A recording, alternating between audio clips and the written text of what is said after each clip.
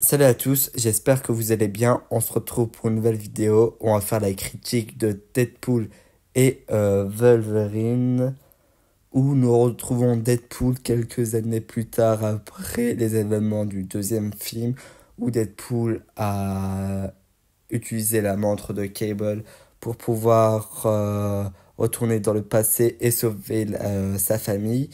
Et il vit très bien avec sa famille, sauf Vanessa qui l'a quitté, car elle l'a quitté, car elle trouve que qu'est-ce qu'il fait n'est pas assez bien et que au final il doit s'améliorer. Et au final, Deadpool, voilà. Alors, à cause de ça, il a pris sa retraite, entre guillemets, et il fête avec sa famille et tout son anniversaire. Et la TVA va débarquer pour embêter Deadpool, car en fait, la TVA a décidé de supprimer complètement l'univers de Deadpool, sauf que évidemment Deadpool ne veut pas être supprimé. Et pour ce faire, il va être en mission entre guillemets. C'est qu'il y a une seule personne qui pourra aider Deadpool pour que la TVA ne soit pas supprimée. C'est de faire revenir Logan, qui est Wolverine. Et pour ce faire, Deadpool va essayer de chercher le Logan parce que le Logan de 2019 est bel et bien mort. Et il va chercher un variant de Logan de Wolverine, plus pendant tout ce temps-là. Et il va trouver son Logan qui, pour lui, sera le meilleur pour aider dans sa mission que son monde n'existe plus pour que il aide. Au final, on comprend avec la TVA qu'on a affaire au pire Wolverine de l'univers. Et ils disent que ce Wolverine n'est pas un super-héros et que voilà, c'est vraiment le pire Wolverine que Deadpool aurait pu prendre. Bon, la TVA va renvoyer Logan et Deadpool dans le vortex. Et là, Deadpool va croiser un premier personnage. Et on retrouve Chris Evans. Et on pense que Chris Evans a le rôle de Captain America. Et au final, Deadpool aussi, il dit une blague en disant oui, ça y est, il va dire Avengers, rassemblement, etc. Au final, Chris Evans joue le rôle de Johnny Storm, qui est la torche humaine. On a une petite vanne très bien placée de Deadpool. Je pensais pas qu'il allait avoir Chris Evans. Ça fait un petit peu plaisir, en plus en torche humaine. Pour ceux qui ne le savent pas, il a joué les 4 fantastiques, voilà.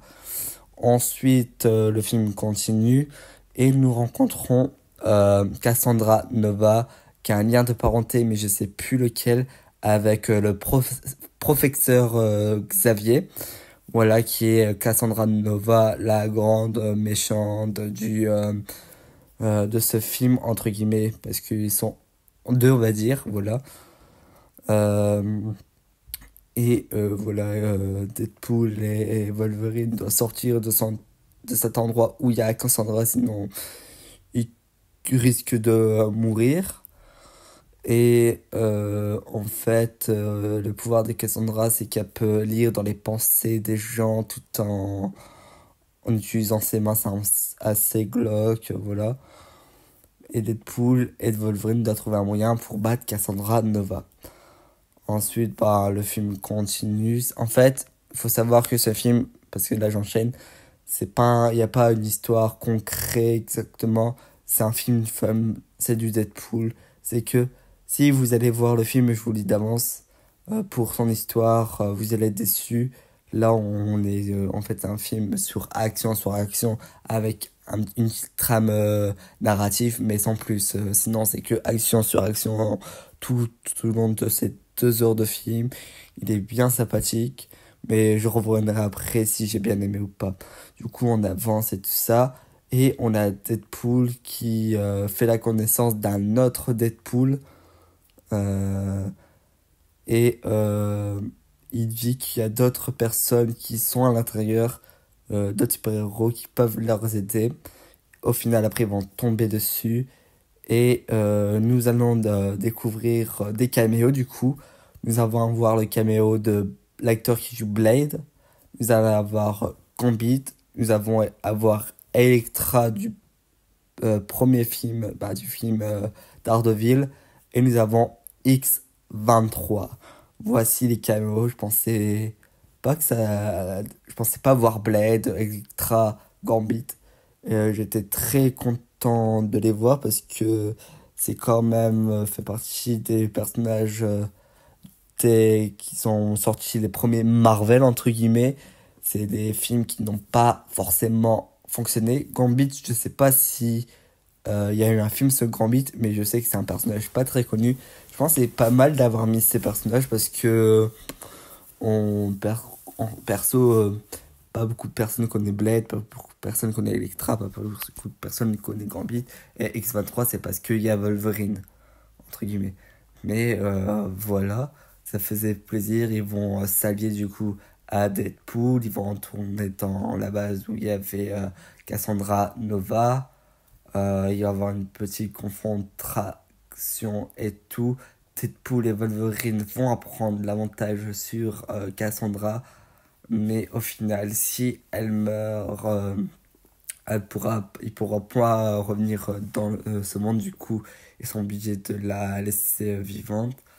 Euh, et au final, elle va les laisser sortir, de leur faire retourner dans leur univers avec le fameux cercle, vous savez, de Doctor Strange, le portail multiverse, je crois que c'est comme ça, un truc dans le genre, que aussi Ned avait réussi à utiliser. Voilà. Il se retrouve dans son univers. Et là, on a une petite scène avec une scène à la fin où Deadpool il dit qu'il va se sacrifier, tout ça. On croit que ça y est, Deadpool va mourir et la sacrification de Deadpool essayer, Deadpool meurt. Au final, Wolverine, alors que Deadpool faisait le Spéro, va réussir à ouvrir la porte que Deadpool avait bloquée. Et tous les deux se sacrifient. Au final, aucun des deux meurt. Cassandra Nova meurt. Par contre, elle et la fin du film, voilà, c'est ça. C'est tout pour cette critique, pour ce déroulement. Maintenant, je vais passer à la critique. J'ai bien aimé le film. Le duo Ryan Reynolds et Hugh Jackman a très bien fonctionné. C'est le point fort de ce film. On a un Hugh Jackman assez comique et un peu bizarre parce que le personnage de Wolverine de Logan est très badass, très droit. Là, voilà. Ah oui, j'ai oublié qu'il y a un autre caméo, c'est le caméo de Henry Cavill en Wolverine dans un des... comment on dit? Un des... Wolverine, bon bref, je sais plus, je l'avais dit tout à l'heure. J'ai bien aimé, c'était un bon film d'action, évidemment l'histoire n'est pas la plus écrite. Évidemment, beaucoup de personnes peuvent être déçues parce que beaucoup de personnes pensaient que le film allait travailler sur le multivers et lancer finalement le multiverse. Ça ne sera pas le cas. Deadpool 3, Deadpool et Wolverine est pas un film à prendre au sérieux.